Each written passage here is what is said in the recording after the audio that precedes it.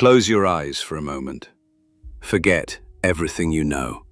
Forget the world outside your window. Forget cities and roads and the hum of modern life. Now go further back, before history, before civilization, before the first human being ever looked up at the stars and wondered where they came from. Go back to before the stars themselves, before there were gods, before there were men, before the great ash tree Yggdrasil stretched its endless branches across the heavens and its roots dug deep into the earth. There was nothing, absolute nothing.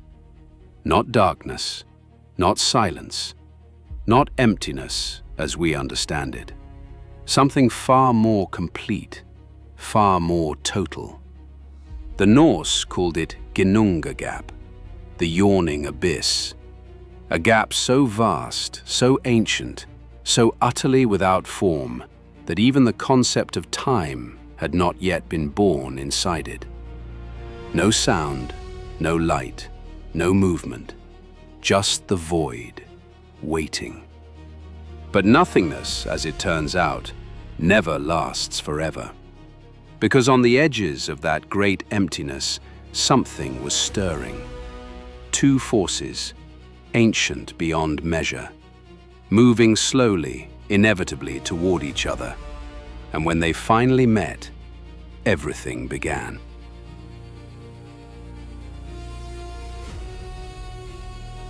On one side of the void, fire was born.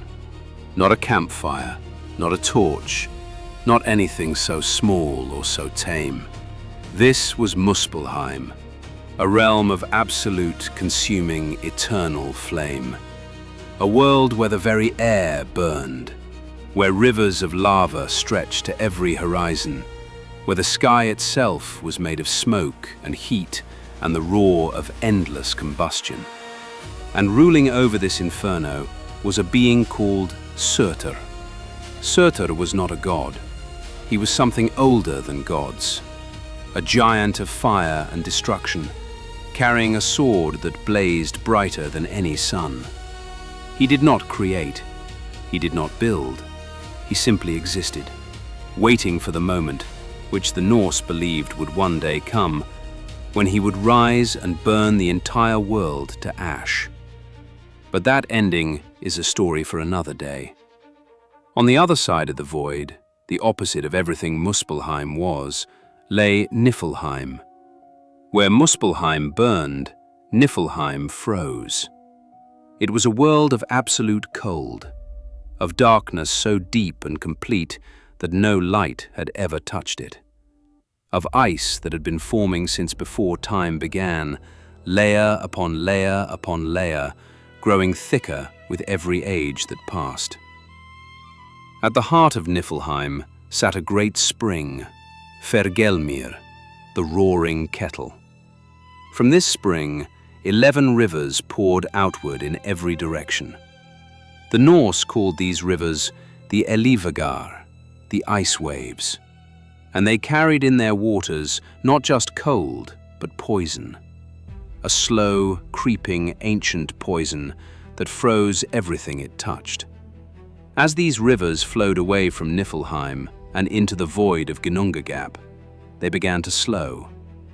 The poison in the water caused them to congeal, to solidify, to build up layer after layer of ice and frost that gradually filled the southern reaches of the abyss. For ages beyond counting, ages so long that the concept of counting had not yet been invented, these two worlds existed in their extremes. Fire to the south, ice to the north, the void between them. And then, slowly, gradually, inevitably, they met.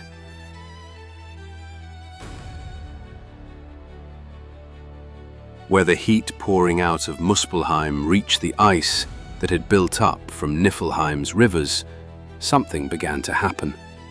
The ice melted, drop by drop, layer by layer. The frost that had been building for countless ages began to give way to warmth. And as it melted, it did not simply become water. Something in the collision of these two primal forces, fire and ice, heat and cold, destruction and stillness, caused something extraordinary. The melt became alive.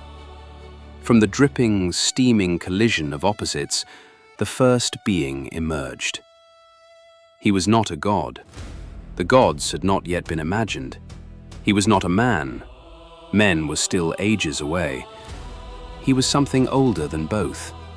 Something that the universe itself had produced, almost by accident, from the meeting of its two most fundamental forces. His name was Ymir, and Ymir was enormous. He was the first of the frost giants, the Jotnar, though at this point he was the only living thing in all of existence. He walked through the steaming, half-frozen landscape of Ginnungagap, and he was alone. But not for long.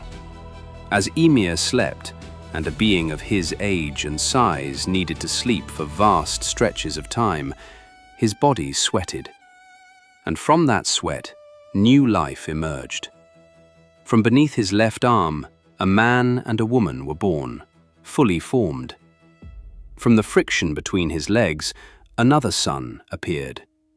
These were the first of the frost giants, created not through any divine act, not through love or intention, but simply through the sleeping body of the first being, generating life the way a wound generates heat. Ymir was awake now, and he was hungry. The universe, as if aware of this need, provided. From the melting ice of Ginnungagap, a second creature emerged, a cow. Her name was Audhumla, and she was no ordinary animal. She was vast, ancient, and inexplicably present, as if the world had always intended for her to be there. From her body flowed 4 rivers of rich, warm milk, enough to sustain the massive Ymir through his early existence. But Audhumla herself needed to eat, and so she did what cows do. She found what nourishment she could in the frozen landscape around her. She lowered her great head to the salty ice blocks of Ginnungagap and began to lick. The Norse sources tell us what happened next with quiet, almost casual precision. On the first day that Audhumla licked the ice, hair appeared. Just hair, emerging from the frozen surface, as if something beneath was slowly being revealed. On the second day, a head emerged from the frost.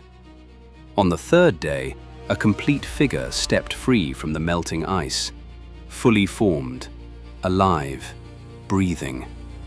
His name was Buri, and Buri was something new, something different from Ymir and the frost giants. He was neither monster nor beast. He was the first of a new kind, taller, more refined, carrying within him something that the giants lacked. He was the grandfather of the gods.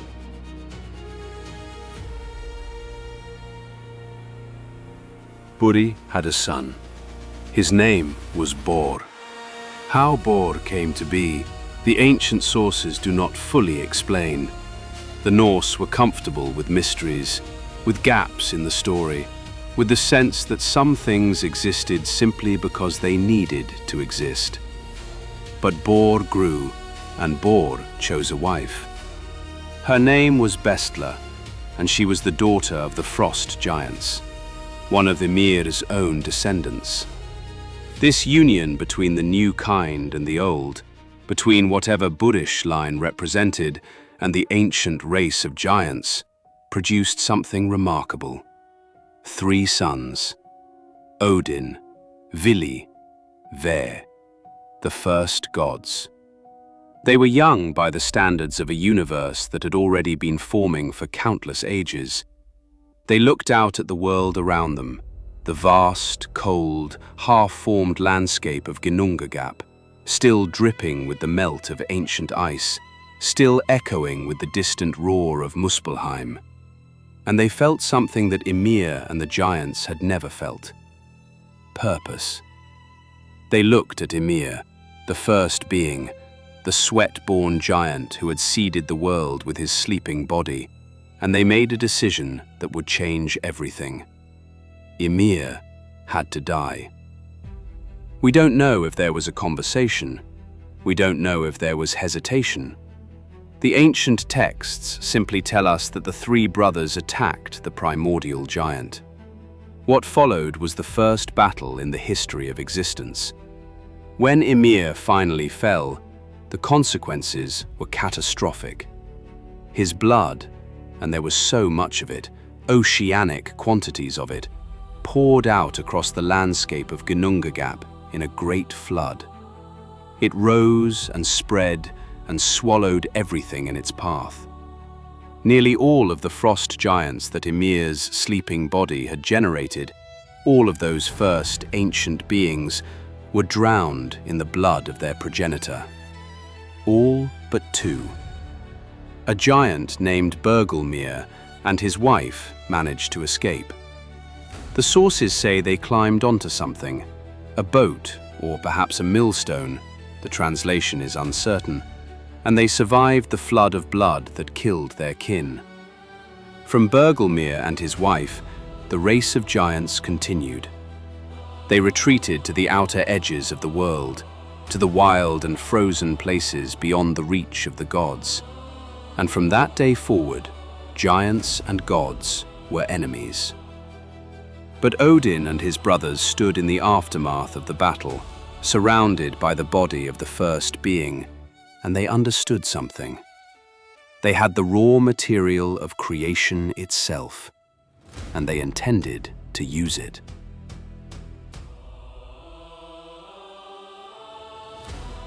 What the three brothers did next was not magic. It was not prayer. It was not the gentle act of a loving creator breathing life into being. It was craftsmanship. Cold, deliberate, almost brutal craftsmanship. From Ymir's flesh, the thick, massive body of the first giant, they shaped the earth itself. They pressed and formed and molded it into the ground beneath their feet, the soil that would one day grow forests and fields and support the weight of everything that lived. From his blood, that vast ocean of it that had drowned the giants, they made the seas and the lakes and the rivers. The water that covers most of our world, that the Norse depended on for fishing and travel and survival, was the blood of a murdered giant. From his bones, massive and ancient, they built the mountains. Every peak, every ridge, every great stone spine of the earth was carved from Ymir's skeleton. From his teeth and his shattered bones, the smaller pieces, they made the rocks and the stones that scattered across the landscape. From his skull, they made the sky. Think about that for a moment. The sky above you, that vast blue dome that stretches from horizon to horizon, is, in the Norse telling of the world, the inside of a dead giant's skull. They lifted it up and set it over the earth like a great bowl, and to hold it in place at the four corners of the world, they stationed 4 dwarves. Their names were Nordri, Sudri, Austri, and Vestri. North, south, east, west. The 4 directions of the world, held in place by 4 dwarves straining under the weight of a dead giant's skull. From Ymir's brain, they scattered the clouds across that skull sky, soft and shapeless, drifting. And then came the lights. From the sparks and embers that flew constantly out of Muspelheim, that eternal fire realm to the south, Odin and his brothers caught fragments of flame and set them in the sky. These became the stars. They set the sun and the moon in their places and gave them paths to follow, courses that they would trace across the skull sky day after day and night after night. This is why the sun rises in the east and sets in the west. This is why the stars wheel across the night sky in their ancient patterns. The gods gave them their roads, and they have been walking those roads ever since. The world now had a shape, a structure, a name. Midgard, the middle realm, the world in the center of things. And around its edges, the brothers built a great wall to protect it from whatever dangers lurked beyond. What lurked beyond was the ocean. An ocean so vast it encircled the entire world. And in that ocean lived something that Odin himself had placed there. A serpent so enormous that it could wrap its body around the circumference of the earth and still have enough length to bite its own tail. The Norse called it Jormungandr, the Midgard serpent, the world serpent. It lay in the deep water at the edge of everything, growing slowly, waiting. But that creature and its destiny is a story for another time. The world was built, but it was empty. Midgard sat in its place, surrounded by ocean and protected by its wall, with mountains rising from Ymir's bones and rivers running with Ymir's blood, and the sun and moon traveling their appointed paths across Ymir's skull. And there was no one to see any of it. Odin and his brothers walked across this new world, this vast, silent, beautiful construction of theirs, and as they walked along the shore of the great ocean, they found something. 2 trees, an ash tree and an elm tree, fallen on the land near the water's edge. Just trees, just wood, lifeless and still. But the brothers saw something in them that no one else could have seen. They saw potential. Working together, the 3 gods took the trees and began to shape them. They carved and formed 2 figures, one from the ash, one from the elm, and then each brother gave them a gift. Odin leaned close and breathed into them, and with that breath came something that had never existed before in the physical world. Life itself. Spirit. The animating force that separates the living from the dead. Vili gave them something subtler but equally profound. Intelligence. Consciousness. The ability to think and to feel and to move with intention rather than instinct. Will. Vi gave them the final gifts, blood that flowed warm through their new bodies, color in their skin and their eyes, and the ability to speak and to hear and to see the world around them.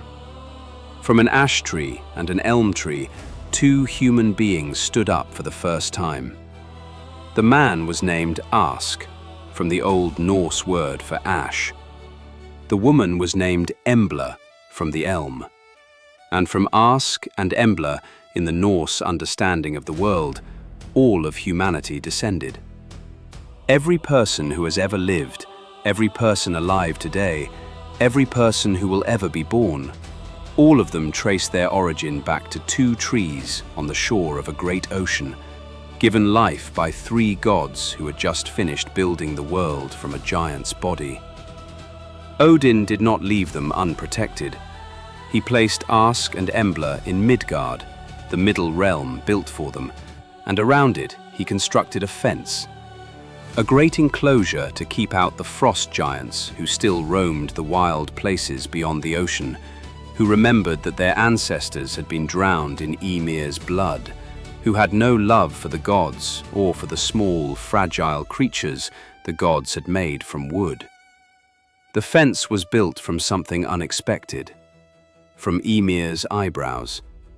The same giant whose body had become the world, whose skull had become the sky, whose blood had become the sea, his eyebrows became the wall that protected the first humans. And inside that wall, Ask and Embla began their life. The first morning, the first sunset, the first night under stars made from the sparks of Muspelheim, traveling their paths across the sky of a dead giant's skull. The world was complete.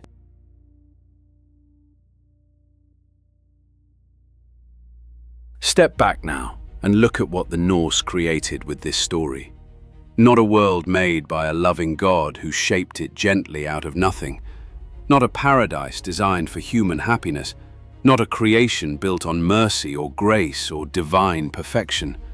A world built from violence, from the collision of fire and ice, from the sweat of a sleeping giant, from the milk of a cosmic cow licking a man out of frozen salt, from the murder of the first being and the deliberate, craftsman-like use of his body as raw material.